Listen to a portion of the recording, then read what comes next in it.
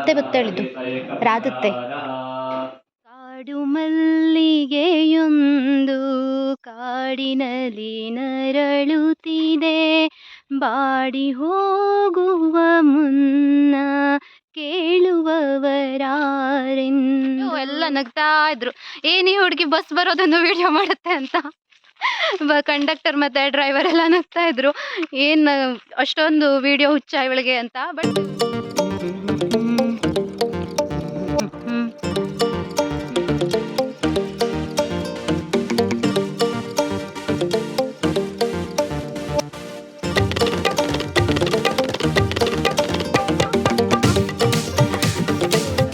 Hi, hello, welcome back to my YouTube channel. I hope ಎಲ್ಲರೂ ಚೆನ್ನಾಗಿದ್ದೀರಿ ಅಂತ ಭಾವಿಸ್ಕೊಳ್ತಾ ಇದ್ದೀನಿ. ನಾನು ಕೂಡ ಚೆನ್ನಾಗಿದ್ದೀನಿ. ನಾನು ಮಧ್ಯಾಹ್ನದಿಂದ ಇವತ್ತಿನ ವ್ಲಾಗ್ನ ಶುರು ಮಾಡ್ತಾ ಇದ್ದೀನಿ. ಈಗ ಸುಮಾರು 11:15 ಆಗ್ತಾ ಇದೆ. ಇಲ್ಲೇ ಬಸ್ ಹತ್ರ ಹೋಗೋಣ ಅಂತ, ನನ್ನ ಸೋದರತ್ತೆ ಅವರು ಬರೋರಿದ್ರು ಬಸ್ಸಿಗೆ. ಸೊ ಅಲ್ಲಿ ಹೋಗೋಣ ಅಂತ ಹೊರಡ್ತಾ ಇದ್ದೀನಿ ಮನೆಯಿಂದ. ಹಳ್ಳದಲ್ಲಿ ಸ್ವಲ್ಪನೂ ನೀರೇ ಇಲ್ಲ ನೋಡಿ, ಎಷ್ಟು ಹರಿತಾ ಇದೆ ಚಿಕ್ಕದಾಗಿ.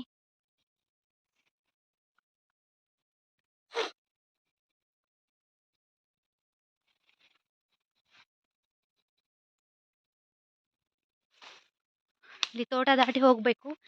ಇಲ್ಲೇ ನಮ್ಮ ಮನೆ ಹತ್ರನೇ ಒಂದು ದೇವಸ್ಥಾನ ಇದೆ, ಶ್ರೀಚಕ್ರ ರಾಜರಾಜೇಶ್ವರಿ ಅಮ್ಮನವರ ದೇವಸ್ಥಾನ. ಸೊ ಅಲ್ಲೇ ಮುಂದಿಂದಾನೇ ಹೋಗಬೇಕಿತ್ತು. ಹಾಗೆ ಅಪ್ಪ ಕೂಡ ಅಲ್ಲೇ ಇದ್ದಾರೆ, ಅವ್ರಿಗೆ ವಿಷಯ ಹೇಳಿಬಿಟ್ಟು ಹೋಗೋಣ ಅಂತ ಅವ್ರ ಮನೆ ಹತ್ರದಿಂದಾನೇ ಹೋಗ್ತಾ ಇದ್ದೀನಿ.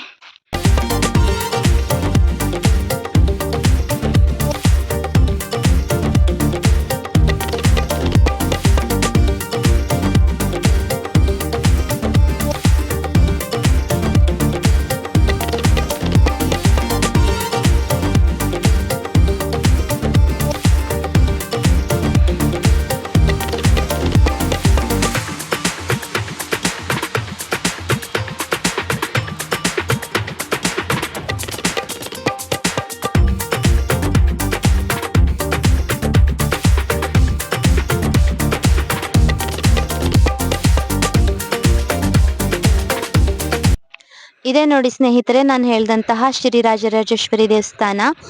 ತುಂಬ ಪವರ್ಫುಲ್ ಆಗಿರುವಂತಹ ದೇವಸ್ಥಾನ ಇದು. ಇಲ್ಲಿ ಯಾವಾಗಲೂ ಜನ ಬರ್ತಾನೆ ಇರ್ತಾರೆ.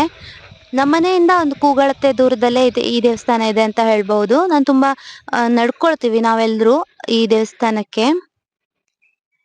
ರಾಜರಾಜೇಶ್ವರಿ ಅಮ್ಮನವರ ಮೂರ್ತಿ ಇದೆ, ಜೊತೆಗೆ ಇಲ್ಲಿ ಶ್ರೀಚಕ್ರ ಪೂಜೆಯನ್ನು ಸಹ ಮಾಡ್ತಾರೆ. ತುಂಬಾನೇ ಪವರ್ಫುಲ್ ಆಗಿರುವಂತಹ ದೇವಿಯ ದೇವಸ್ಥಾನ, ಶಕ್ತಿ ಕ್ಷೇತ್ರ. ಹಾಗೆ ತುಂಬಾ ಜನ ಕೂಡ ಇಲ್ಲಿಗೆ ಬರ್ತಾರೆ. ಏನಾದ್ರೂ ಒಂದು ಸಮಸ್ಯೆಗಳಿದ್ದಾಗ ಬಂದು ಇಲ್ಲಿ ಕಾರ್ಯಕ್ರಮವನ್ನ ಮಾಡ್ಕೊಂಡು ಹೋಗ್ತಾ ಇರ್ತಾರೆ. ಸೊ ನಮ್ಮಪ್ಪ ಕೂಡ ಇಲ್ಲೇ ಇದ್ರು ಇವತ್ತು.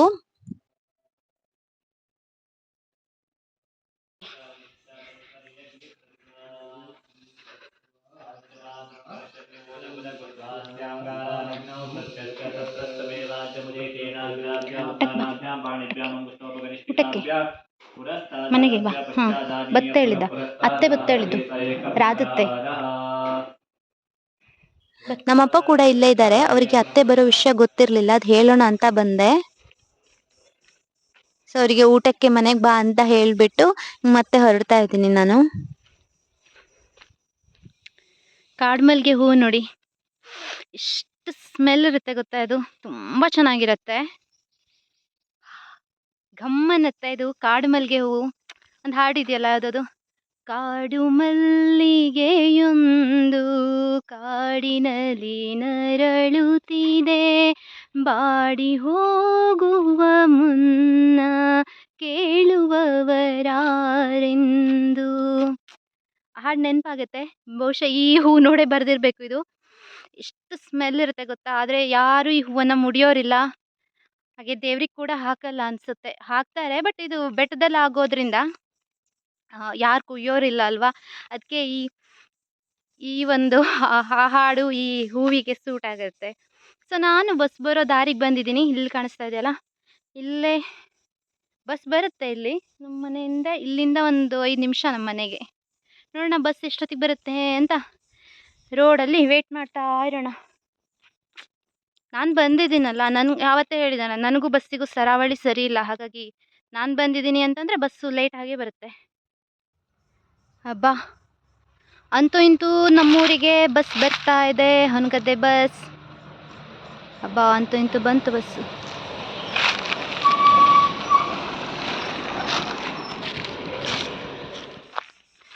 ಅಂತೂ ಅತ್ತೆ ಬಂದರು ಬಸ್ಸಿಗೆ. ಬಸ್ ನಿಲ್ಸಲ್ವೇನೋ ಅಂತ ನಾನೇ ಕೈ ಮಾಡಿದೆ, ಬಟ್ ಅವ್ರು ಬಸ್ ನಿಲ್ಲಿಸ್ಬಿಟ್ಟು ಎಲ್ಲ ನಗ್ತಾ ಇದ್ರು, ಏನು ಈ ಹುಡುಗಿ ಬಸ್ ಬರೋದನ್ನು ವಿಡಿಯೋ ಮಾಡುತ್ತೆ ಅಂತ.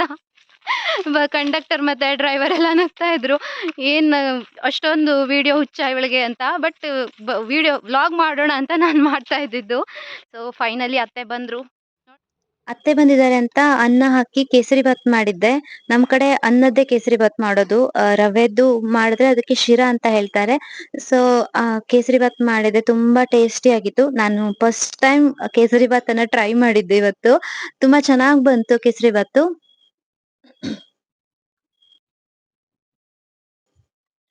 ಊಟ ಎಲ್ಲ ಆಗಿ ಸ್ವಲ್ಪ ಹೊತ್ತು ಮಲಗಿ ಎದ್ಬಿಟ್ಟು ಆಮೇಲೆ ಸಂಜೆ ಹೊತ್ತಿಗೆ ನಾನು ಮತ್ತೆ ಅತ್ತೆ ವಾಕಿಂಗ್ ಅಂತ ಹೊರಟಿದೀವಿ. ಇಲ್ಲಿ ಯಾರೋ ದಾರಿ ತಪ್ಪಿ ಬಂದ್ಬಿಟ್ಟಿದ್ರು ಹುಲ್ಲುಗಾಡಿಯವರು. ಅವ್ರು ಬೇರೆ ಯಾವ್ದೋ ಊರಿಗೆ ಹೋಗ್ಬೇಕಿತ್ತಂತೆ, ಯಾರ್ ದಾರಿ ತಪ್ಪಿಸಿದ್ರು ಅಂತ ಗೊತ್ತಿಲ್ಲ. ಪಾಪ ಇಲ್ಲಿಗ್ ಬಂದ್ಬಿಟ್ಟಿದ್ರು. ಅತ್ತೆ ಅವ್ರನ್ನ ಎನ್ಕ್ವೈರ್ ಮಾಡಿ ಅವ್ರು ಹೋಗೋ ಜಾಗ ಹೇಳ್ಬಿಟ್ಟು ಕಳಿಸಿದ್ರು. ಇದು ಸಾಮ್ರಾಜ್ಯವೇ ಒಂದು ಉಡಂಗ ಇದು. ಸುಮಾರು ನಮ್ಮ ಮನೆಯಿಂದ ಒಂದೊಂದೂವರೆ ಕಿಲೋಮೀಟರ್ ದೂರ ಬಂದಿದೀವಿ ನಾವು. ಇಲ್ಲಿ ನಮ್ಮ ದೊಡ್ಡಪ್ಪನ ಮನೆ ಇದೆ. ದೊಡ್ಡಪ್ಪ ಅಂದ್ರೆ ನಮ್ಮ ಕುಟುಂಬದವ್ರು ಅವರು. ಅವ್ರ ಮನೆಗೆ ನೋಡೋಣ ಅಂತ ಬಂದಿದ್ವಿ. ಅತ್ತೆ ತುಂಬಾ ವರ್ಷಗಳಾಗಿತ್ತು ಇಲ್ಲಿಗೆ ಬರದೆ, ಹೋಗ್ಬಿಟ್ಟು ಬರೋಣ ಅಂತ ಕೇಳಿದ್ರು. ಹಾಗಾಗಿ ಇಬ್ರು ಒಟ್ಟಿಗೆ ಬಂದಿದೀವಿ.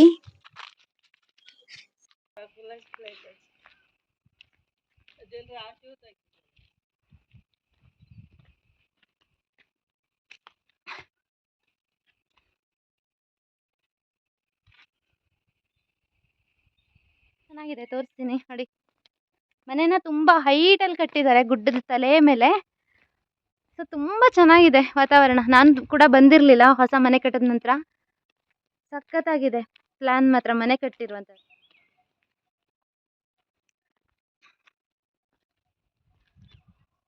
ನೋಡಿ ಇಲ್ಲಿ ಮನೆ ಇದೆಯಾ, ಈ ಕಡೆ ಹಿಂಗೆ ನೋಡಿದ್ರೆ ಸನ್ಸೆಟ್ ಆಗೋದು ಕಾಣಿಸುತ್ತೆ. ಈಗ 5 ಗಂಟೆ 5:30 ಆಗ್ತಾ ಇದೆ. ನೋಡಿ ಸನ್ಸೆಟ್ ಕಾಣಿಸ್ತಾ ಇದೆ. ಗುಡ್ಡದ ತುದಿ ತನಕ ಸುಮಾರು ದೂರದ ತನಕ ಕಾಣಿಸುತ್ತೆ ಇಲ್ಲಿ ಸನ್ಸೆಟ್ಟು. ಇದಾದಮೇಲೆ ಈ ಕಡೆ ಬಂದರೆ ತೋಟ ಕೆಳಗಡೆ ನೋಡಿ, ಇಷ್ಟು ಕೆಳಗಡೆ ತೋಟ ಇದೆ.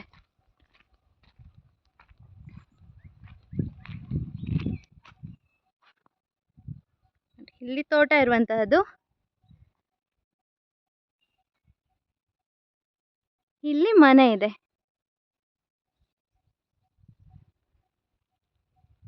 ನನ್ನ ದೊಡ್ಡಪ್ಪ ಅಂತಂದರೆ ನಮ್ಮ ಕುಟುಂಬದವರವರು. ಮುಂಚೆ ನಮ್ಮ ಜಮೀನೆಲ್ಲ ಇತ್ತು ಇಲ್ಲೇ ಒಂದು ಚಿಕ್ಕ ಮನೆ ಕೂಡ ಇತ್ತು. ಆಮೇಲೆ ಡಿವೈಡ್ ಆದಾಗ ಇವ್ರಿಗೆ ಬಂತು ಈ ಜಮೀನೆಲ್ಲ. ಸೊ ನೋಡಿ, ಸಂಜೆ ಟೈಮಿಂಗೆಲ್ಲ ಒಳ್ಳೆ ಟೈಮ್ ಸ್ಪೆಂಡ್ ಮಾಡ್ಬೋದು ಇಲ್ಲಿ. ಯಾಕಂದರೆ ಸನ್ಸೆಟ್ ಕಾಣಿಸ್ತಾ ಇರುತ್ತೆ, ಜೊತೆಗೆ ತಂಪಾಗಿ ಗಾಳಿ ಬೀಸುತ್ತೆ ತುಂಬ ಚೆನ್ನಾಗಿ. ಒಂದೊಳ್ಳೆ ಪ್ಲೇಸಲ್ಲಿ ಮನೆ ಕಟ್ಟಿದ್ದಾರೆ. ಈ ಥರ ಕಟ್ಟಬೇಕು, ಎಲ್ಲಾದರೂ ಗುಡ್ಡದ ತುದೀಲಿ ಮನೆ ಕಟ್ಟಬೇಕು. ಬೆಟ್ಟದ ತುದಿಯಲ್ಲೊಂದು ಮನೆಯ ಮಾಡಿ ಅಂತ ಹೇಳ್ತಾರಲ್ಲ, ಆ ಥರ ಎಲ್ಲಾದರೂ ಬೆಟ್ಟದ ತುದಿಗೆ ಒಂದು ಮನೆ ಕಟ್ಕೊಂಡ್ರೆ ತುಂಬ ಚೆನ್ನಾಗಿರುತ್ತೆ. ಕೆಳಗಡೆ ಜಮೀನು, ಹರಿಯೋ ನೀರು ಎಲ್ಲ ಇರಬೇಕು, ಮೇಲ್ಗಡೆ ಮನೆ ಇರಬೇಕು. ನೋಡೋದಕ್ಕೆ ತುಂಬ ಚೆನ್ನಾಗಿರುತ್ತೆ ವ್ಯೂ ಪಾಯಿಂಟು. ದಿನ ನಮ್ಮ ವಾಕಿಂಗ್ ಮುಗೀತು ಇಲ್ಲಿಗೆ. ಅವರು ಸಿಗಲಿಲ್ಲಲ್ಲ, ಹಾಗಾಗಿ ಸಿಕ್ಕರೆ ಒಂದೊಳ್ಳೆ ಟೀ ಅಥವಾ ಕಾಫಿ ಜೊತೆಗೆ ಒಂದಷ್ಟು ಮಾತುಕತೆ ಮಾಡ್ಬೋದಾಗಿತ್ತು. ಅವರೆಲ್ಲ ಹೊರಗಡೆ ಹೋಗಿದ್ದಾರಂತೆ ಮನೆಯವರೆಲ್ಲ. ಸೊ ಇವತ್ತಿನ ಈ ಒಂದು ಪುಟ್ಟ ವ್ಲಾಗನ್ನು ಇಲ್ಲಿಗೆ ಮುಗಿಸ್ತಾ ಇದ್ದೀನಿ. ಅತ್ತೆ ಇನ್ನೊಂದು ದಿನ ಇರ್ತಾರೆ, ನೋಡೋಣ ಮುಂದೆ ಏನಾಗುತ್ತೆ ಅಂತ. Okay, thank you for watching. ಯಾರು ಚಾನಲ್ಗೆ ಸಬ್ಸ್ಕ್ರೈಬ್ ಮಾಡ್ಕೊಂಡಿಲ್ಲೋ ಅವರು ದಯವಿಟ್ಟು ಸಬ್ಸ್ಕ್ರೈಬ್ ಮಾಡ್ಕೊಳ್ಳಿ. ಹಾಗೆ ಬೆಲ್ ಐಕಾನನ್ನು ಕ್ಲಿಕ್ ಮಾಡ್ಕೊಳ್ಳೋದನ್ನು ಮರಿಬೇಡಿ. ಬೆಲ್ ಐಕಾನನ್ನು ಕ್ಲಿಕ್ ಮಾಡ್ಕೊಂಡಿಲ್ಲ ಅಂತಂದರೆ ನಿಮಗೆ ನೋಟಿಫಿಕೇಷನ್ಗಳು ಬರೋದಿಲ್ಲ. ಸೊ ಆದಷ್ಟು ಬೆಲ್ ಐಕಾನ್ಗಳನ್ನು ಕ್ಲಿಕ್ ಮಾಡ್ಕೊಳ್ಳಿ. ಹಾಗೆ ಚಾನಲ್ಗೆ ಸಪೋರ್ಟ್ ಮಾಡಿ ಅಂತ ಹೇಳ್ತಾ ಈ ವಿಡಿಯೋವನ್ನು ಇಲ್ಲೇ ಮುಗಿಸ್ತಾ ಇದ್ದೀನಿ. ಮುಂದಿನ ವಿಡಿಯೋದಲ್ಲಿ ನಾವು ಮತ್ತೆ ಭೇಟಿಯಾಗೋಣ. Thank you for watching.